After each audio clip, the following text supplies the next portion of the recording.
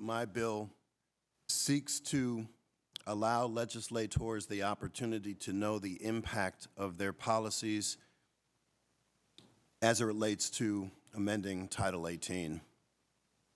This particular standing committee over many years has created an extraordinary number of offenses under the presumption that the more offenses we create and the more ways to incarcerate people, the safer we'll be.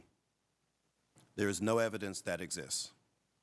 My bill simply allows legislators to contact the chair of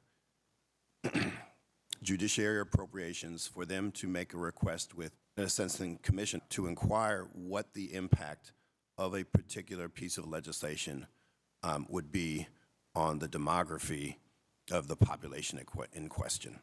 The amendment that we're voting on now was in part influenced by the involvement of the director of the Sentencing Commission, Mark Bergstrom, who gave me some very good feedback. One of the things I think it's important to know as we craft legislation is that many of the things that we seek to address may not be properly evaluated because of limited resources or functionality of the entity that we empower to do this work.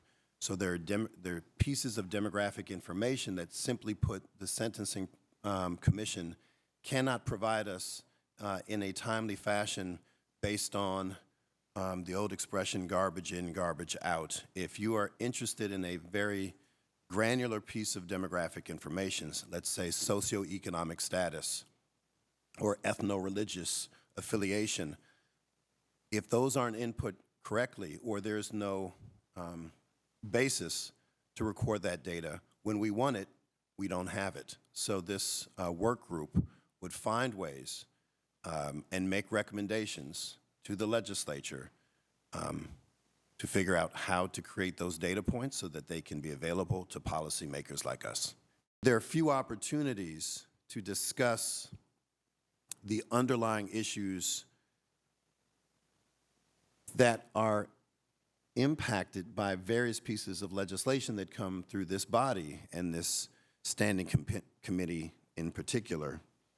And so I thought it important for us to be on the record to provide some context for the work we do and the things we have to work around because federal and state are not aligned.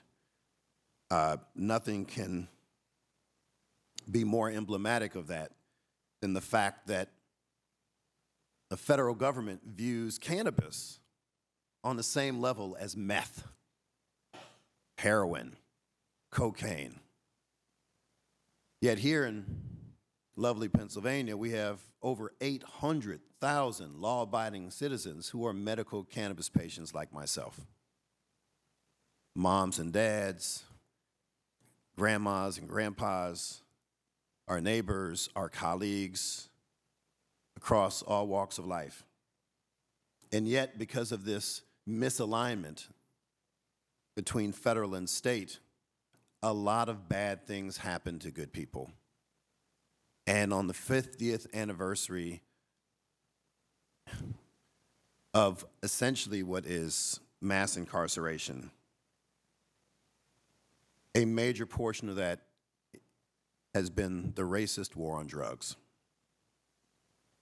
We simply have to reschedule cannabis, remove it as a controlled substance under Schedule 1. We must do that.